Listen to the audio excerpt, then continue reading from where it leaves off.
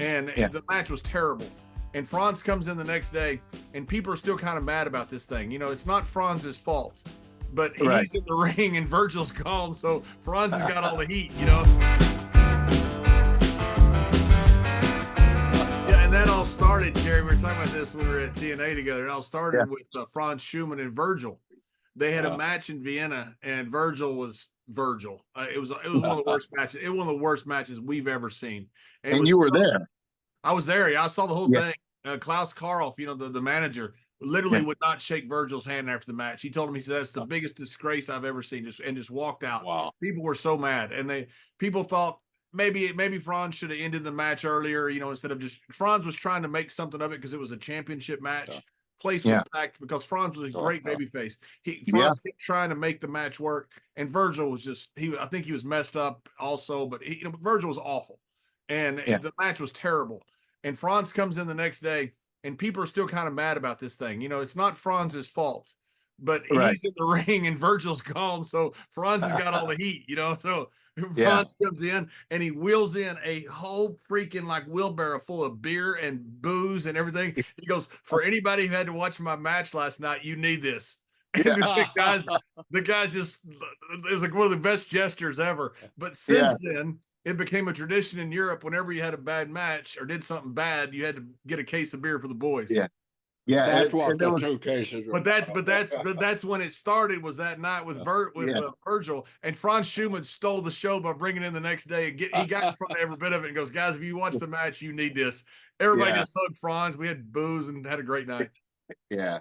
Yeah. And that was, it was really cool because, Jerry, it was did you ever work for Otto or no? I never did. No. Okay. Did you ever meet Otto or?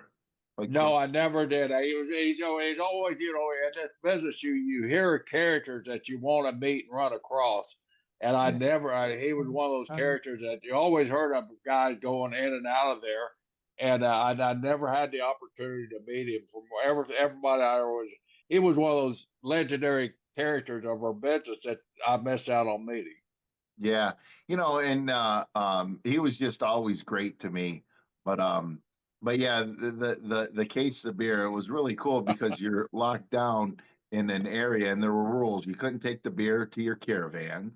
And then it was just after your match, there was always a beer. Or if you didn't drink, you could bring water in, a case of water or a case of pop. So there was always water or pop and stuff like that. And it's great that it happened, and the championship matches, if there was a comedy spot here or there, but not in a championship match, That's right. Like Bradshaw, you were saying, they like to take that stuff serious, and they did. Now you said you went over for a championship match. I mean, you're 2 years in the business. How are you getting an opportunity like that? Who's your voice for you? Actually, Don Callis. He told me, he goes, Otto would love you. And we were going up to, this is when myself, we do the northern tours for Tony Candela, driving across the frozen lakes. And we went up there, and Don Callis told me about, Otto likes big guys and this and that. And what was great is he gave me the address, but he gave me the wrong address. He gave me all that stuff. He didn't know. And so I sent it over there, and the guy that trained me, Scott Demore, it was his school and Mickey Doyle's, and Denny Cass would help train guys. So I consider all three of those guys, the men that trained me. So Scott goes, no, that's the wrong address. Here's the right address. So when I went over for the championship match in '97 in Graz, Austria, Otto goes, I'd like to bring you back. We'll send you home. We start Vienna next week. So business wasn't that great. He's like, hey, what are you doing? I'm like, I was trying to get over to Japan. And there was like a work shoot company and Kingdom. So Phyllis was trying to help me out there. And I told him, and he went to Peter and said, hey, can you bring this guy over for Hanover? Because I definitely want him for Bremen, and I don't want him getting caught up in Japan. So he calls me back like a day later. And then come to find out, Peter Williams, who would be the promoter for Hanover, Germany, canceled the guy. The guy was Scott D'Amore. So Scott was scheduled to go over there. And so when he called me, and Scott was already doing his own thing, and he wasn't all upset, right? But he didn't tell me that until a couple years later. And how I knew it was true, because Peter, when I was over there, he goes, yeah, he goes, I'm glad, Otto really wanted me to book you. He goes, I had another guy, had to cancel him, some guy from Canada.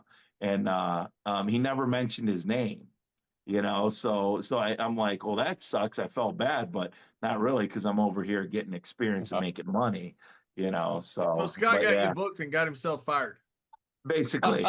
Cool. Great. Otto held the world record, I think, at one point, or they said he did. It's wrestling for ripping phone books in half. You ever see him rip phone books in half? Yeah. I have a hard time with 2 sheets of paper, let alone. Oh my God, it's unbelievable. He'd get those, Jerry. He'd get those film books that were, they were that thick, and he'd break the binder. He'd rip those things in half like they were nothing. It was shocking. I mean, it's like something you'd see Mark Henry do. It was so impressive. Yeah. Mark would break the binder. I've seen those guys how they twist it up, break that binder, then they kind of work the pages there. But that takes phenomenal strength to do something. I used to watch the Hodge do it all the time, and holy shit. And he kind of showed me that, but I still couldn't do it even after I knew the gimmick to it. It still takes a lot of strength that I did to have. But what was amazing, Jerry was talking about, Rhyno, was, but people that don't know, like in Hanover, you're there for 8 weeks or approximately, like we were. People that are there for every single night, because they buy the ringside fans were your hardcore fans. They'd be there for 56 straight days. They planned that. That was their event they'd go to. They went every single night. So if you had an angle inside the tournament, because it was like a shoot tournament. Obviously it wasn't a shoot, but it was a shoot tournament, the format. But then you'd have angles inside the tournament. You'd have championship night on weekends. You'd have special night where you could challenge somebody outside the tournament. It was really well done. But you might have 2 or 3 matches with the same person in a week in front of the exact same people. Wow. Yeah. That took so much creativity, not only from the talent, but from the booker to be able to put on an event like that. Yeah, that's right. And guys like, Finley and St. Clair, they'd done it for so long and they were so good. They'd work the first match to do spots for the second match, to do spots for the third match. So it was like a progression, the way they did their matches in a row it was really impressive stuff they did. Really some great workers over there. And, I mean, we're both lucky because, early on in our career, and, they were wrestling for 15 years by the time, or longer by the time we got over there. And just, with me, I was only in it for 2.5 years, and I'm learning from these guys. And what was great is, I would see how they would come up with, oh, well, let's do this, and then we go to Mick McMichael, and I'd ask him for like, hey, we got to do a finish or something. And he goes, come back to me in like 30, 15 minutes, 30 minutes, whatever. And he'd come up with it. He'd go, well, we use this over here and, this place or that place, or, like 15, 20 years ago. And I think it'll work tonight. And sure shit, it did, but I remember that, and it's like the things that's why I always, actually Sabu taught me this, watch as much wrestling as you possibly can, because what was old can be new again. And then what was used, you could use it here and nobody's ever seen it before and think, wow, that's, amazing. And there's a couple times we really did stuff like that where it really popped the crowd and it was so unique and different, and, but it was so simple and it was really effective. So I worked with Tony St. Clair a lot because he was he and Franz were top baby faces, and Tony was Tony was Tony. I mean, just a freaking legend, and he finally talked me into using the big boot only to cut people off and get heat on them. So like don't ever do it for a spot, don't do it during the heat, but always you set it up to start the heat. And the fans, because they come every single night, once they see the big boot, they know that this person's in a lot of trouble, and somebody's gonna get the shit beat out of them for quite some time. And it was amazing because I was so young in the business. I finally started, listening to Tony. Well, I always listened to him, but I finally started doing it. And when you hit that big boot, the place would just start bubbling like, oh no, he's in trouble. He's in trouble now. And I'm like, oh my God, this is so easy when you're doing it right. Yeah. You were a young man in the business too at that time, right? I sure was. Absolutely. Yeah. I'd been working in Japan, but I'd only been working a few years. Yeah. I've been working a lot, but I'd only been working a few years. I'd worked Mexico, Japan, Texas, but this is 2 or 3 years in the business. You know, what was crazy is, you know, I met my wife, well, ex-wife, over there in Germany, and I stayed with her in Hanover, so I would take the train out there, you know, and go wrestle to Bremen and come back. And Tony lived in Hanover, so we would ride the train there. You know, sometimes, you know, we'd be on the same train. Definitely, usually, if you know, unless someone was up first and someone was on last, but we would just shoot the shit on the train, and I learned so much from him outside. And Vince, actually, when we had a meeting, this is probably 2003, he goes, you really learn the business in the car, traveling town to town. And not only did I learn, you know, from Tony working, but I learned, you know, on the train ride back. And it was only like an hour, you know, and then you just get the bus, and, you know, next thing you know, you're at the doorstep, you know. So but yeah, and then we get like chicken for dinner, and then we get those little shooters of vodka. Yeah.